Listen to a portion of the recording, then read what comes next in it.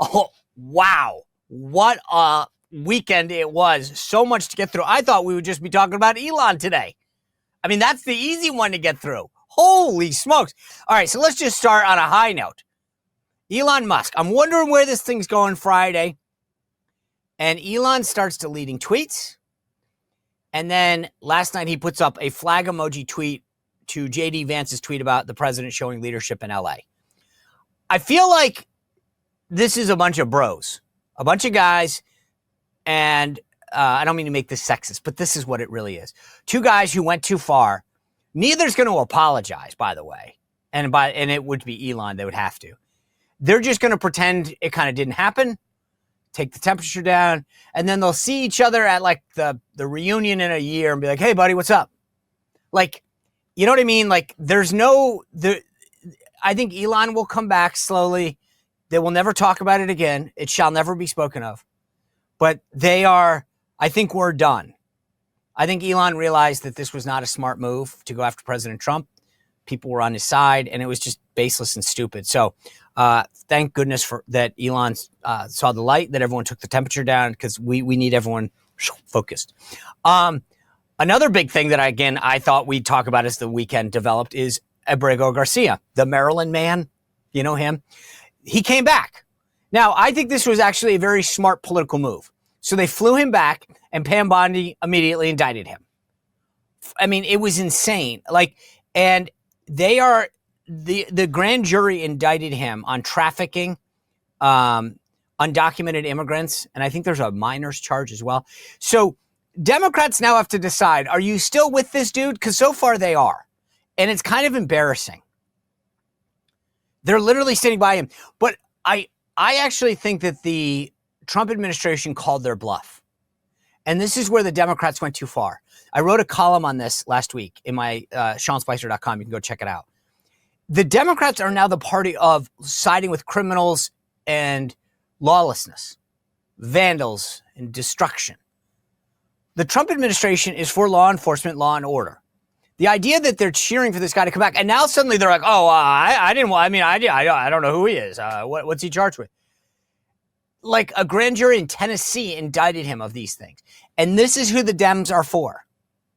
So let them go through the process, but I think we've kind of exposed them for who they are. I don't think that they thought the president would bring them back. So they did, and they showed that, like, okay, yes, they went and presented President Bukele of El Salvador and said, hey, could you help us? He is a citizen. You have the right to keep him. But the president said, sure, I'll send him back for you guys. And now the Democrats don't know what to do. They literally jumped the shark on this one. They thought that they had him, the due process argument. Okay, great. The indictment's very clear. Now you know where they stand. And I cannot believe they haven't backed off yet. It's unbelievable. All right. I want to get to this LA thing, because if you thought Abrego Garcia was misplayed politically, you hear me say all the times that issues have two components, the policy and the politics. Sometimes you have one. You have a great policy, but the politics of it are hard, difficult. Or vice versa. Good politics, the policy is bad. This was the culmination of both at the right time. The Trump administration is killing this issue in a good way. Like, that's a good thing. It is unbelievable, but I just want you to caution, despite what you hear, all the noise, all the rhetoric, listen, guys, this is not as bad as it seems. In fact, it's really just people having fun. I mean, at least that's what the media is telling us. Listen. Large group of people. It could turn very volatile if you move law enforcement in there in the wrong way and turn what is just a bunch of people having fun watching cars burn into a massive confrontation and altercation between officers and demonstrators. Okay, you got to be careful when you go out and watch people have fun just burning cars. That's you know what? I wish I had known that earlier in life. Because when you're going out having fun burning cars, you know, you got to be careful. And I appreciate those guys at ABC giving us the smart warning, right? If you're going to go out there and watch people have fun by burning cars, be careful. The media is so smart. I mean, seriously, like, after how much gaslighting do they think they can continue to do after what's happened the last several years? Issue after issue. A Maryland man, a Russia hoax, COVID. What the heck? I mean, this is getting out of control. I know I should never say this, but it's getting too easy. These guys think that we don't have eyes and ears. We're watching this stuff go down. All right. But because the mainstream media says stupid things like that, I want to give you a timeline about how this happened. Because they won't. This is actually, by the way, the account of the LA Times. So when I tell you this, understand that even the media can't lie about the timeline. There's an assemblyman in California. His name is Jose Luis Solchare, I think. He represents the area that includes where this whole thing kind of really went down. And this is where it all starts. This Democratic assemblyman, he's going through his neighborhood. It's called the Paramount area. Okay. And he sees ICE agents. What he thinks, and he watches them and he follows them. And then he starts streaming on Instagram saying, I don't know what they're doing or where they're going, but I want you to know this is horrible. He says, I'm literally shaking. I don't know what they're doing inside their own facility, by the way. They went to their work. Okay, so these ICE agents go to their office and he says, I don't know what they're doing inside, but I mean, why are they in Paramount? The community is coming out strong to show they are not welcome in our community, he says, whose parents, by the way, immigrated to the U.S. from Mexico. No en mi districo, not in my district. That's what he posted. So that's not my Spanish, that's his. But anyway, he sees that these agents are now trying to get out as the crowd grew. This is the LA Times, not Sean Spicer. As the crowd grew, sheriff's deputies were deployed to block off a perimeter on the east and the west. Protesters shouted at the deputies, asking why they're helping. Why are you helping these federal agents? Go to their office, you nut jobs. The crowds began to form. Around noon, tensions grew as the agents attempted to clear the way for Border Patrol to leave the business park. So the bad federal agents are trying to leave. And then, this is them, the LA Times, protesters followed them, throwing rocks and other objects.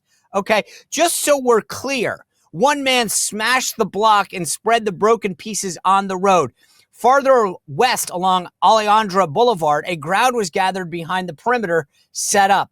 By 7 p.m., 100 protesters had gathered on the other side, where some were lobbing rocks and bottles at LA County Sheriff deputies.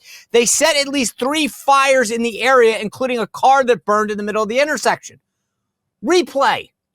Federal agents go to their office. A Democratic assemblyman says, hey, where are these guys going? I'm going to film it and get a crowd to gather. And then they start attacking them. Just so we're clear how this all went down. And by the way, you'll see a pattern in a lot of these videos. Not the American flag, the Mexican flag. These people aren't even cheering for us. So when you hear the Dems talk about citizens and our rights, which country are they referring to? Then at 8 o'clock, Gavin Newsom says the federal government is sowing chaos so they can have an excuse to escalate. That's not the way any civilized country behaves. What? You guys started it. You grew the crowd in and you guys went after the agents. This isn't it. And then Trump starts to call in the National Guard to protect federal agents. So let's get this straight. Troops are protecting federal agents doing their job to keep the federal government safe, to enforce our laws. And it's Trump's fault. And by the way, then Gavin Newsom goes off on Pete Hegseth because he activates or puts on standby some Marines. Yeah. Does this look peaceful, by the way? Take a look at some of this stuff. This isn't peaceful. These people are attacking federal agents. It's unbelievable. So I just want to be clear on here. ICE was doing their job. This is the mayor, by the way, and these Democratic people encouraging people to protest. They're encouraging them. Here is a Democratic member of Congress, by the way. She's a Democrat. And this is what she's saying to ICE. ICE get the out of LA so that order can be restored. Yeah, get the F out. I mean, how dare you do the job of getting criminals, et cetera, out of the country? And then here's Karen Bass, by the way. She's the mayor of LA. This is what she has to say in the midst of all this. Take a listen. We are going to fight for all Angelenos, regardless of when they got here, whether they have papers or not. We are a city of immigrants, And this impacts hundreds of thousands of Angelenos. Okay, whether this, just listen to the language, because again, this is where they're gaslighting you. We're all immigrants to some degree, except if you're a Native American. This has nothing to do with immigrants. This has to do with people who follow the law and those who break it. Full stop. Have papers, don't have papers. Come on, give me a break. Do you ever understand that all these people come down on the side of people who break the law, not people who enforce the law? And by the way, our good friend Kamala Harris, she put out a statement last night, and this is, I think, the first time she's really put out anything major since she left. And she starts talking about she's standing with our immigrant neighbors. Our immigrant neighbors, because these people are throwing rocks, waving Mexican flags. These aren't our neighbors. My neighbor doesn't do that to me. My neighbor doesn't throw rocks at me and wave the Mexican flag. I don't really care what flag you put out. But by the way, if you're going to talk about deporting ICE, you're in our country illegally. You're not even fighting for our rights. These aren't citizens. These aren't neighbors. Neighbors don't do that to somebody else. It's unbelievable how this whole thing went down. I'm going to have a lot more to say on this week. We got so much more to break down. But one other thing happened yesterday, and I think it's tied to this. At 12:06 a.m. on Saturday night, Terry Moran from ABC, just remember the time, 12:06 a.m., goes on a diatribe about Stephen Miller and Donald Trump. And this is what he wrote on Twitter. The thing about Stephen Miller is not that he is the brains behind Trumpianism. Yes, he's one of the people who conceptualizes the impulses of Trumpist movement and translates them into policy. But that's not what's the interesting about Miller. It's not brains, it's bile. Miller is a man who is richly endowed with the capacity for hatred. He's a world-class hater. You can see this just by looking at him, because you can see that his hatreds, plural, are his spiritual nourishment. He eats hate. Trump is a world-class hater, but his only hatred is a means to an end. And that end is his own glorification. That's his spiritual nourishment. Now, I'm just saying this without evidence, as the media would like to say.